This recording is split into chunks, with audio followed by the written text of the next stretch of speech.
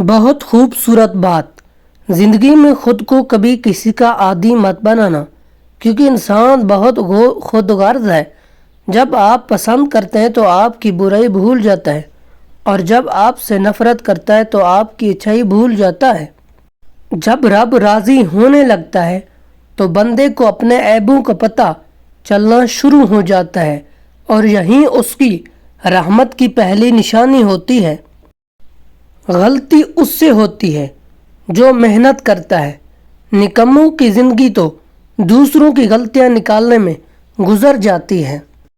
سجدوں میں گرنے سے پہلے ان لوگوں کو گلے لگائیں جو آپ کی وجہ سے اذیت میں ہیں، کیونکہ دل آزاریاں معاف نہیں ہوتی.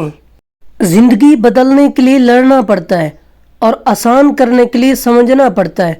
وقت آپ کا ہے، چاہو تو سونا بنا لو اور چاہو تو سونے میں گزار دو. مفت میں صرف ماں باپ کا پیار ملتا ہے. اس کے بعد دنیا کی ہر رشتے کے لیے کچھ نہ کچھ جگانا پڑتا ہے. صرف اللہ کا ڈر ہی ایک ایسی چیز ہے جو انسان کو ہر برائی سے روک سکتا ہے. یہ دل ہی تو ہے جو بغیر رکے سالوں سال کام کرتا ہے. اسے سکون دے، چاہے یہ آپ کا ہو یا آپ کے اپنوں کا. ہدایت کا نور سب تک پہنچ رہا ہے، لیکن جس کا دل ہی زنگ آلودہ ہو وہ اسے محسوس ہی نہیں کرتا. سفر کریں، کسی کو نہ بتائیں. سچی محبت کی کہانی بسر کریں، کسی کو نہ بتائیں. خوشی سے رہیں، کسی کو نہ بتائیں، کیونکہ لوگوں کا حسد خوبصورت چیزوں کو برباد کر دیتا ہے. ماں باپ کا دل جیت لو، کامیاب ہو جاؤ گے، ورنہ ساری دنیا جیت کر بھی ہار جاؤ گے. آپ نے اپنی بری عادت کسی سے بیان نہیں کرنی. اپنے گناہوں پہ لوگوں کو کبھی گواہ نہیں بناتے. یہ آپ کے اور اللہ کے درمیان ہے. اللہ اپنے بندوں کو آزمائش میں ڈالنے سے پہلے آزمائش میں سے نکلنے کا وسیلہ بناتا ہے.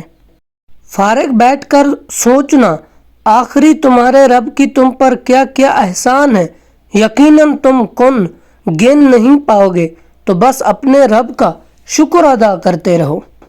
اللہ جل جلالہ صبر شکر ادا کرنے والوں سے بہت زیادہ محبت کرتے ہیں. اے میرے اللہ، مجھے ہمیشہ ایسی عزت اور ایسی خوشی سے بچا جو تیری نافرمانی اور تجھے ناراض کرنے سے حاصل ہو. میرا نصیب میرے رب نے لکھا ہے، غلط ہو ہی نہیں سکتا انشاءاللہ. بندگی کا طریقہ پرندوں سے سیکھیں، جن کے گھونسلے طوفانی رات میں تباہ ہو جاتے ہیں، لیکن وہ صبح اٹھتے ہی شکایتوں کے بجائے اللہ سبحانہ تعالیٰ کی حمد و ثنا میں مصروف ہو جاتے ہیں. جب اللہ راضی ہوتا ہے تو تکلیف دے دیتا ہے. مثلاً کسی پر راضی ہوا تو اس کا بیٹا لے گیا، جس پر اللہ راضی ہو گیا اس کو غم دے دیا، اس کو تکلیف دے دی، اس کے آنسو دے دیے. کپتان اقبال رحمۃ اللہ بڑا راضی ہے اور وہ روتا ہی چلا گیا ساری عمر. اللہ راضی جو ہو گیا اس پر تو اللہ جب راضی ہو جائے تو پھر کیا ہوتا ہے، پھر آنسو شروع ہو جاتے ہیں، کیونکہ اللہ راضی ہو گیا اور راضی ہو جائے تب بھی آنسو شروع ہو جاتے ہیں. اب یہ جو ہے یہ آپ کو سوچنے کو رضا کی آنسو کون ہیں اور ناراضگی کے آنسو کون ہیں. اللہ سبحانہ تعالیٰ سے امید ہے کہ یہ ویڈیو آپ کو پسند آیا ہوگا.